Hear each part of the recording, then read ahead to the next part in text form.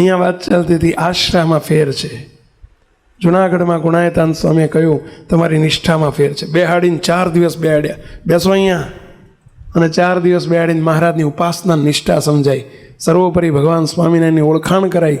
અને જ્યાં ઓળખાણ થઈને અને કે ઓહો મહારાજ આવા છે, આ મહારાજ આવા છે. હવે આ સુધી બાપ દાદાનો સત્સંગ તો હતો પણ મહારાજને ઓળખ્યા નહોતા. જાઓ ઉના બાજુ તરત પ્રયાણ કરો, પણ કે ભાઈ સાહેબ અમને ઓર્ડર નથી ઉનામાં જવાનો.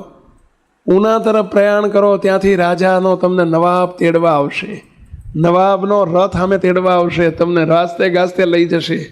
આ બાજુ પેલા મુસ્લિમ નવાબને સ્વામિનારાયણ ભગવાને ખુદા રૂપે દર્શન આપ્યા, અને દર્શન આપીને કહ્યું વગર વાંક્યા તમારા 4 શેઠિયાઓને નગરમાંથી કાઢી મૂક્યા છે, માટે એમને વાસ્તે ગાસ્તે તેડી લાવો.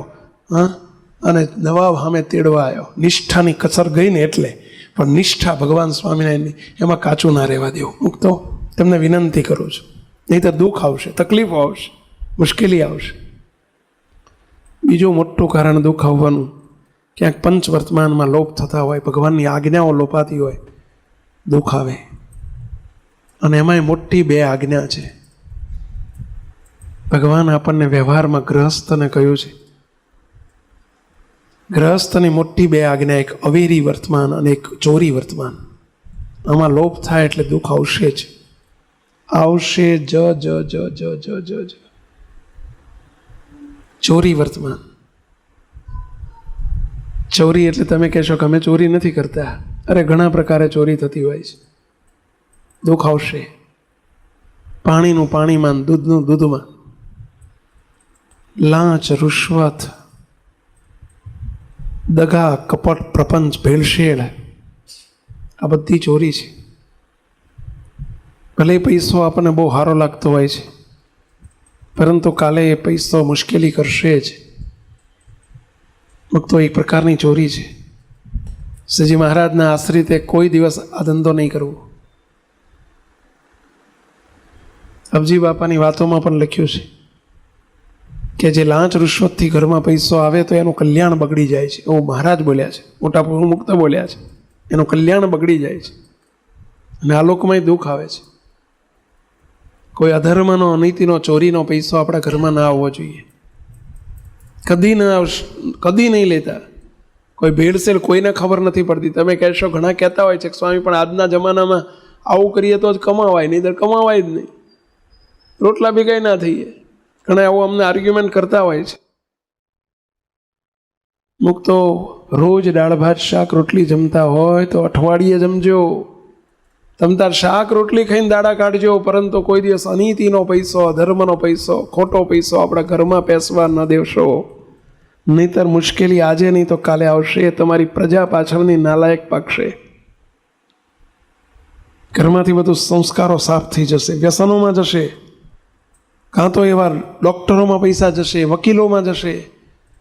અને પાછળ ઘણું જોયું છે. હમણાં અમે થોડા સમય પહેલાં મહેસાણા ગયેલા.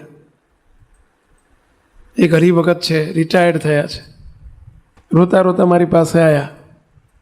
મને કે સ્વામી, મારા ઘરમાં અમે 4 માણસ છીએ.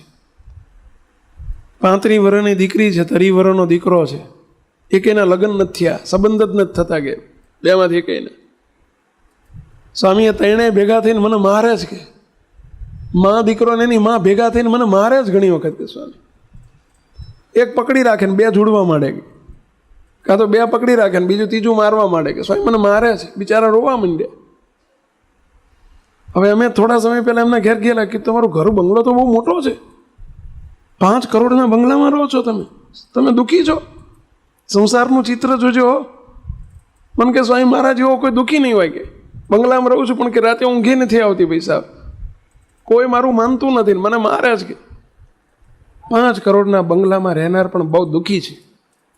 એનું કારણ પૈસો ખોટો આવ્યો છે, અનીતિનો પૈસો આવ્યો છે.